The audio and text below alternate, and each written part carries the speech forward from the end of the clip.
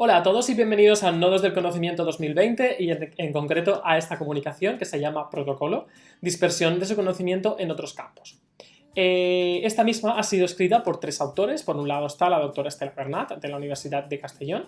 Por otro lado está Diana Rubio Calero, del Instituto Mediterráneo de Estudios de Protocolo. Y por otro lado, servidor, que es vuestro anfitrión. Yo soy Daniel del Mas Martín y soy estudiante de doctorado en este momento. Entonces nada, vamos a ello. Gracias por dedicarnos unos minutos. El objetivo de esta comunicación va a ser el mostraros cómo el protocolo es una disciplina bastante nueva, en estado embrionario, que lo han calificado muchos autores, por lo tanto tiene poco conocimiento científico clasificado como protocolo, pero sin embargo tiene muchísimo material que está repartido y dispersado en otras disciplinas. Entonces, lo primero que vamos a hacer a continuación es hacer una pequeña introducción y una puesta en escena de cuál es la situación del protocolo actualmente enmarcada dentro del conocimiento. Entonces, por un lado, lo que tenemos es que es una disciplina poliédrica, es decir, es muy transversal y multidisciplinar, dependiendo del profesional que la ejerza y del punto desde el que la vea, su visión del protocolo va a ser una o va a ser otra. Por lo tanto, esto produce que haya una difícil conceptualización, porque depende del profesional y desde el punto de vista que esté viendo el protocolo, va a llegar a una conclusión en cuanto a su terminología y a su definición. El protocolo, sin ninguna duda, es una disciplina que es eminentemente práctica.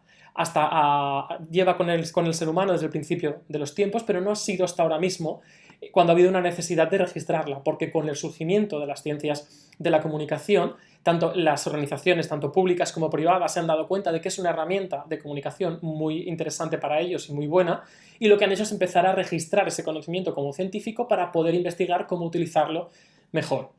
De hecho, hay muchos autores, como podéis ver aquí, López Nieto, Sierra Sánchez y Sotelo y Pulido Polo, entre ellos, hay más, pero estos serían algunos de ellos, que han hecho un estudio de la disciplina del protocolo y han llegado a la conclusión de que está escasamente tratado tanto a nivel científico y académico. Es decir, si estuviéramos tratando el protocolo desde una perspectiva científica, habría esa objetividad que se pretende con el método científico y no tendríamos los problemas de la terminología o no tendríamos los problemas con la definición de protocolo. Por tanto, esto sería una razón más para sumar a todos los problemas que tiene la propia disciplina hoy en día.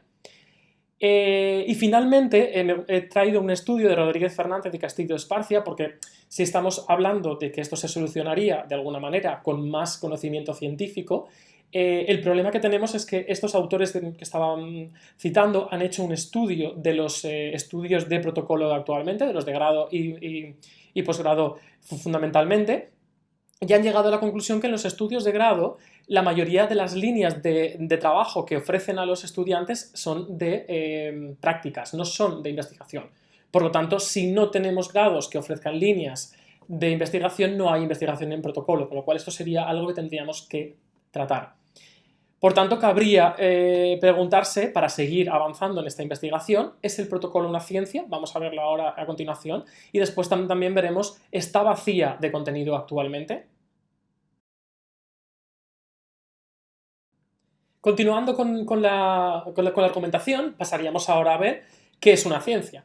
Entonces, lo primero que hay que tener claro es que si alguien consideraba que la realidad de la ciencia es única e inmutable, tenemos que decir que estaría equivocado, porque hemos hecho una revisión de bastantes autores y ninguno de ellos coincide en el concepto de ciencia. Sí que es cierto que tienen algunos nexos en común y tienen algunas cosas en común, pero no coinciden en ello. Entonces, la ciencia depende del momento histórico en el que nos encontremos, es una cosa u es otra.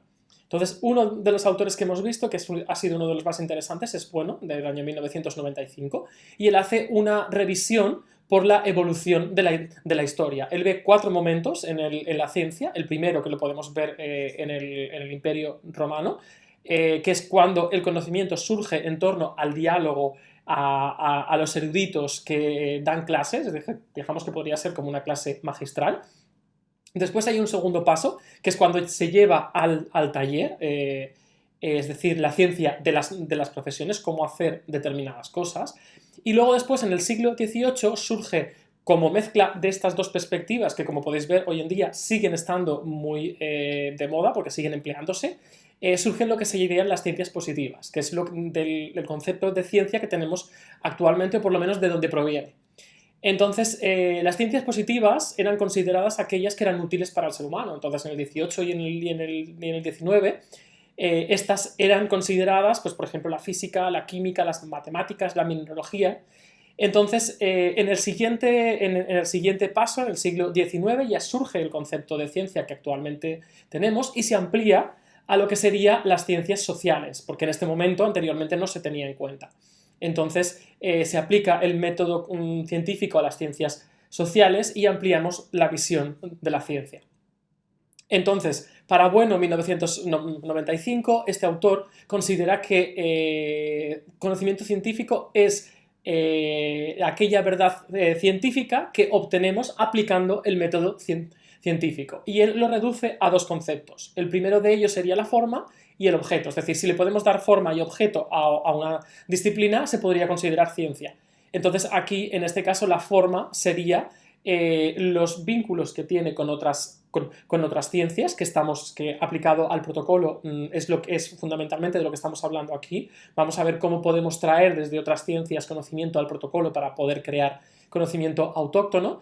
Y el objeto. En este caso, el objeto del protocolo sería el orden humano. No olvidemos que el protocolo vertebra la convivencia humana, da una serie de reglas a los seres humanos para relacionarse entre ellos, y estas reglas toman un carácter especial cuando organizamos un evento o un acto.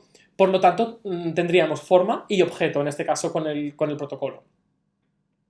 Otro autor que también trata el concepto de ciencia sería Kazhao, del año 2016. Este autor habla de que ciencia es todo aquel conocimiento que obtenemos aplicando un método científico. Entonces, si podemos darle al protocolo un método científico, podríamos crearlo como ciencia. De hecho, la autora Pulido Polo, que la vamos a ver un poquito más adelante, ella analiza cómo darle un método científico al protocolo para poder crear conocimiento autóctono.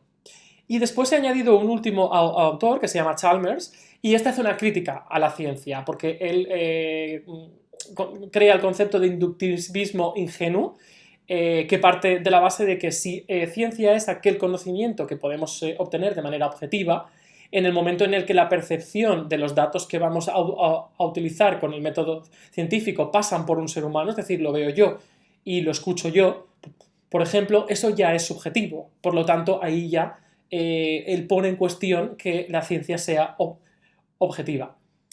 Entonces vamos a dejar aquí este punto y vamos a seguir avanzando hacia ver esa dispersión del protocolo como es.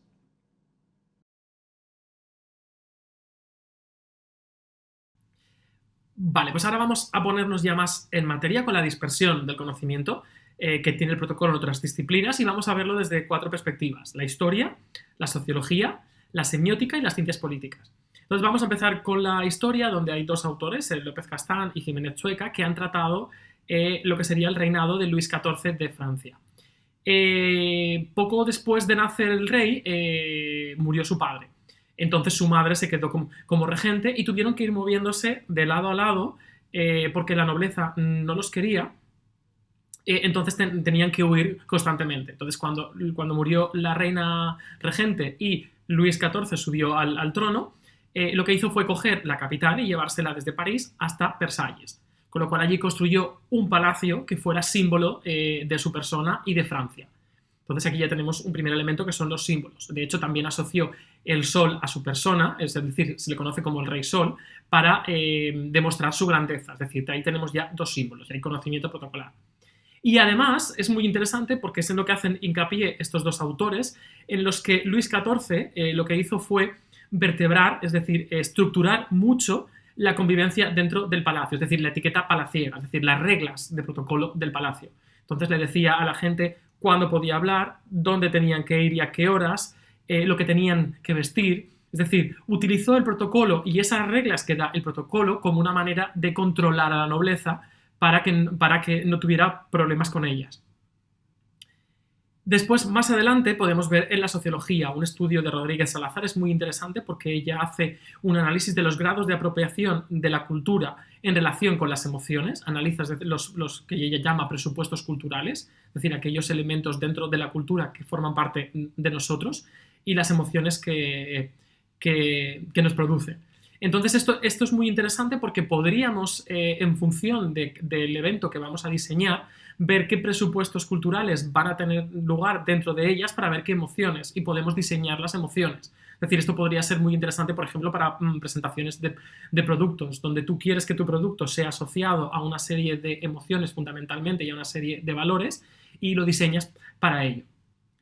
Después, más adelante, tenemos un estudio dentro de la semiótica. La autora es Parra Boroviova, es una docente del mundo de la moda, y ha hecho un estudio de 3 culturas aborígenes americanas que todavía hoy en día persisten, y los símbolos y la indumentaria, ¿vale? Estas personas se les enseña desde pequeñitos a tejer.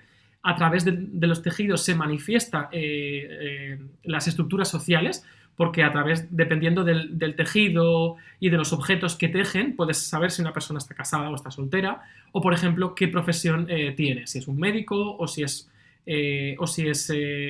otro tipo de profesión. Entonces es muy interesante el estudio que ella hace. En función de los símbolos que llevan estos tejidos, podemos definir las estructuras sociales y podemos ver un poquito las reglas sociales que hay en esta sociedad. Y después ya, a continuación, el último de ellos es de las ciencias políticas, con el estudio de Garrido, Martínez y Mora, donde analizan los estudios de opinión que hay sobre la monarquía.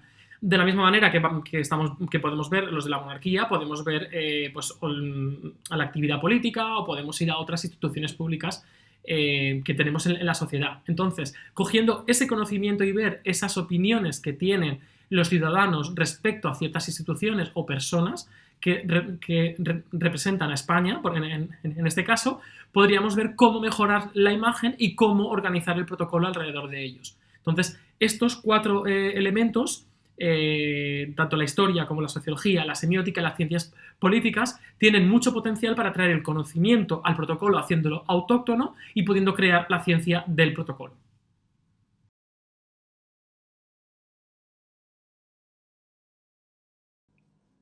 Finalmente vamos a pasar al apartado de las conclusiones.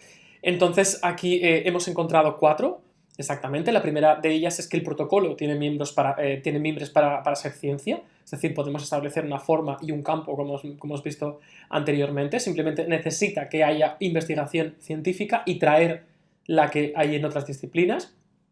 Y como ciencia podemos darle una metodología científica, y aquí en este caso el estudio que hizo Pulido Polo sobre el tema lo deja bastante claro. Ella establece que el método podría ser triangular, es decir, utilizar los métodos tanto cualitativos como cuantitativos, porque ambos tienen ventajas y desventajas, y podría ser muy interesante el hacer este método triangular, pero dice que no es algo exactamente establecido, sino que depende de lo que vayamos a estudiar. Podríamos utilizar una o podríamos utilizar otra, o ambas dos juntas. Después, por otro lado, como hemos visto, no hay ninguna duda de que podemos traer conocimiento de otras ciencias al protocolo para hacerlo autóctono, con lo cual esto es muy, muy importante para la ciencia del protocolo.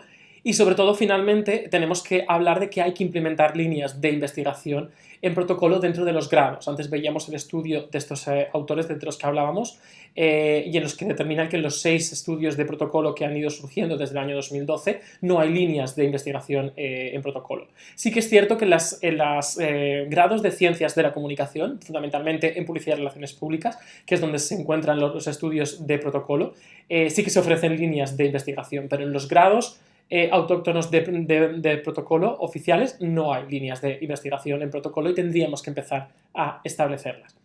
Con lo cual, pues bueno, esto es todo lo que yo quería contaros. Ahora aquí, en este caso, nada, simplemente muchísimas gracias por haber visto esta comunicación, dedicarme unos minutos. Y si tenéis cualquier duda o tenéis cualquier cosa que queréis comentarnos, tenéis mi correo electrónico, danieldelmasmartin@gmail.com, en el que estaré encantado de contestar a cualquier pregunta. Así que muchísimas gracias y adiós.